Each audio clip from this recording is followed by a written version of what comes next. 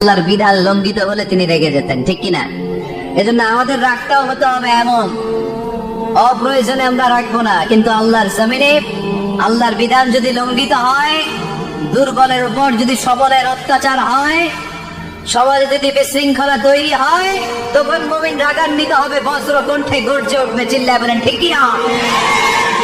এছাড়া মুমিন রাগকে নিয়ন্ত্রণ করে, এটা মুত্তাকিদের বৈশিষ্ট্য। আল্লাযীনা ইউনফিকুনা ফিস সাররা'i ওয়াদ দাররা, মুত্তাকিনদের প্রথম গুণ তারা দান করে। 2 নম্বর গুণ রাগকে হজম করে। রাগকে হজম করতে রাজি আছেন সবাই? আজকে থেকে রাগটার একটু কমানো যাবে, থামানো যাবে তো? আল্লাহ তুমি কবুল করো, পড়ি আমিন।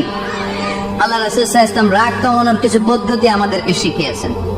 2 সাহাবী ঝগড়া লাগলো, কথার পিঠে কথা, কথার নাম লতা। ঝগড়া করতে করতে এক সাহাবী রেগে মেগে আগুন।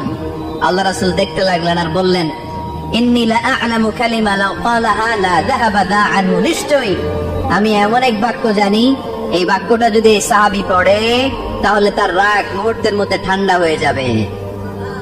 ওই সাহাবী বললে, ইয়া রাসূলুল্লাহ, বাক্যটা কি আমারে শিখিয়ে দেন, আমি চাই আমার রাগটা যেন থেমে যায়। আল্লাহ রাসূল বললেন, তুমি পড়ো আউযু বিল্লাহি মিনাশ শাইতানির রাজিম। সবাই পড়েন, আউযু বিল্লাহি মিনাশ শাইতানির রাজিম।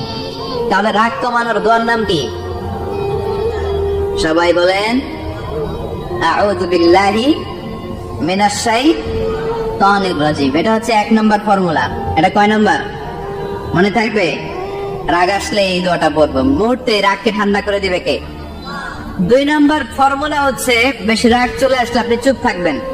Keep quiet, keep silent, calm down, relax করেন, থামেন।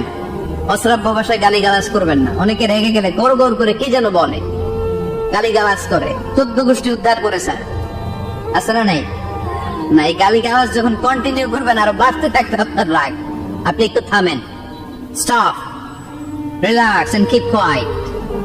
ইদা গাদিবা আহাদুকুম ফালিয়াসকুত, বলেছেন মুহাম্মদ সাল্লাল্লাহু আলাইহি ওয়াসাল্লাম। তোমাদের কেউ যখন রেগে যায়, সে যদি রাগ থামাতে চায়, সে যেন চুপ থাকে, সে যেন কি থাকে?